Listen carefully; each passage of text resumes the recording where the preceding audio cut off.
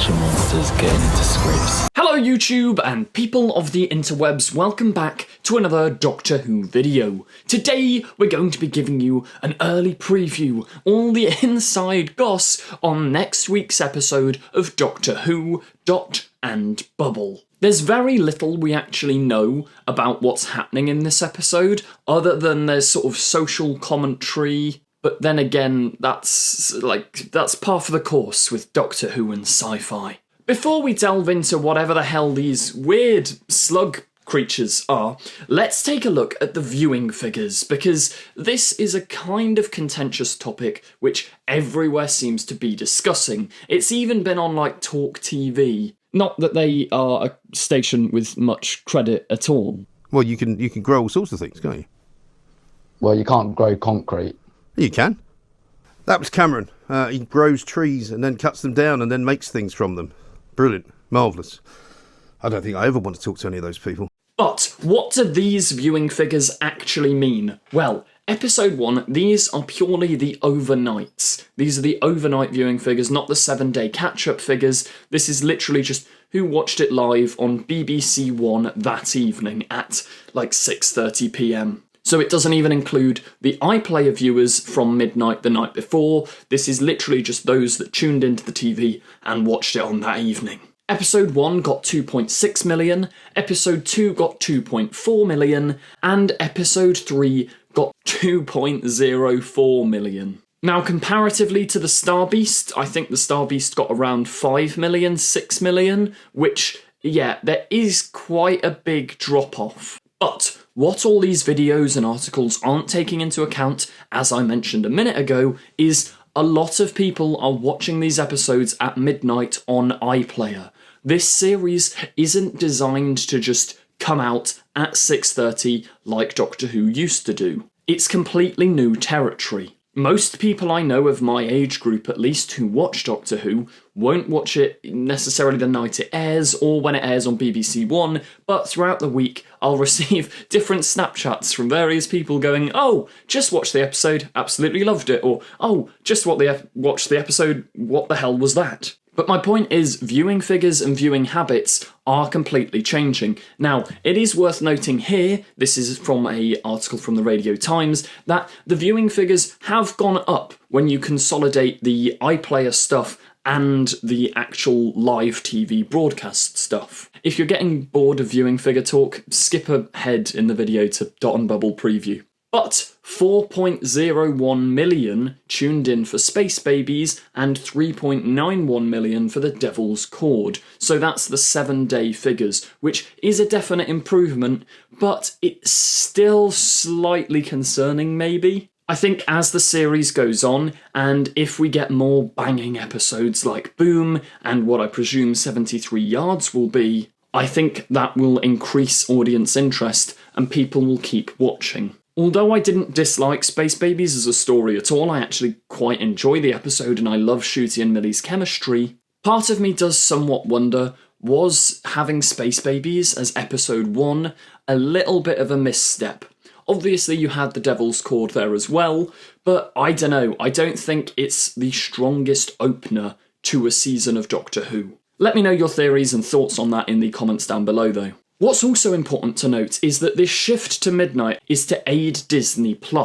Disney+ are the company pumping loads of money into Doctor Who, so as long as it's successful on Disney+, we should be safe, and there isn't a risk of the show being cancelled. Now, we know that Doctor Who has gone to number 8 in terms of all programming on Disney Plus in America, and it's at number 7 in terms of just TV shows, which that is quite a good statistic. And hopefully, as I say, the more episodes come out, the more people want to binge it. There is a whole binge method of TV now. Like Stranger Things just drops all in one day, so obviously everyone flocks to it in their own time. It's just TV viewing habits are shifting around and it's something we're going to have to get used to, and it's something I beg people stop panicking about. Just calm down, internet, for 5 minutes. And for all we know, those sort of things are going to be discussed in Dot and Bubble, the social commentary episode, which I think probably has something to do with living inside a bubble, quite literally, metaphorically. Let's read the synopsis. The world of Fine Time, which I'm stopping at 4 words in, that is such a Doctor Who-y name. That's so, like, classic Who, like, Happiness Patrol vibes, Fine Time, fun. A colony on an alien planet seems happy and harmonious, but an awful terror is preying on the citizens. Dun dun dun. This is... We're barely in it, but I love it already. It's sounding so Doctor Who-y. Lindy Pepperbean, played by Callie Cook, must contend an out-of-control, dangerous situation. A gurgling, slobbering, munching sound can be heard from around the corner, and her friends are mysteriously disappearing. So I think that weird, slobbering, gurgling sound is going to be coming from whatever the hell the weird, big, yellow slug creatures are. They really intrigue me because we see in filming photos, I've talked about these in videos way back if you want to go and check those out, but we've seen like people sort of walk into the slug thing and it's sort of like, I don't think it eats them because I think they walk back out, but something weird's going on there. Can the Doctor and Ruby make the denizens of Fine Time see the truth before it's too late? Denizens of Fine Time see the truth before it's too late. What is this truth that they're talking about? What sort of thing has gone wrong in this Fine Time futuristic world? Let me know your theories in the comments. Now, this episode has, I think, the biggest cast list so far for any episodes of Doctor Who, despite actually having the shortest runtime of any episode within the past 5 years, I believe. I think this episode comes in at like 43 minutes, or maybe 42 minutes, which is, yeah, normally they're like 45. That's just a small detail. But the cast list, as ever, we have the wonderfully superb Ncuti Gatwa as the Doctor, Millie Gibson as his faithful companion Ruby Sunday, and Callie Cook as Lindy Pepperbean. Now, these are really odd names, but as I kind of alluded to earlier, maybe it's a kind of Happiness Patrol thing of like, everything has to be happy and jolly, and it's all fake happiness, it's not actual, because Lindy Pepperbean and some of the other names, we'll just go through them, because we've also got characters such as Ricky September, played by Tom Rhys-Harries. Not to be confused with Thomas Harries, the Tharries, the YouTuber. Unless Tharries is in Doctor Who. Dun dun dun! No, I think it's just someone that shares a similar name. Cooper Mercy, played by Edel Lowen. Harry Tendency, played by Aldous Kiojaklo Squire. Once again, sorry if I'm getting names wrong, I can't read. Hoochie Pie, which is possibly the weirdest name we've got so far. Hoochie Pie, played by Neve Lynch. Valerie Nook, played by Millie Kent. Blake Very Blue, played by Billy Brayshaw. Gothic Paul, played by Pete McHale. Dr. P, played by Max Boast. Rotterdam Twin 1, played by Eloise Bennett. Rotterdam Twin 2, played by Olivia Bennett. Weatherman Will, played by Jack Forsyth Noble. Alan K. Sullivan, by Milo Callaghan. Penny Pepperbean, played by Susan Twist.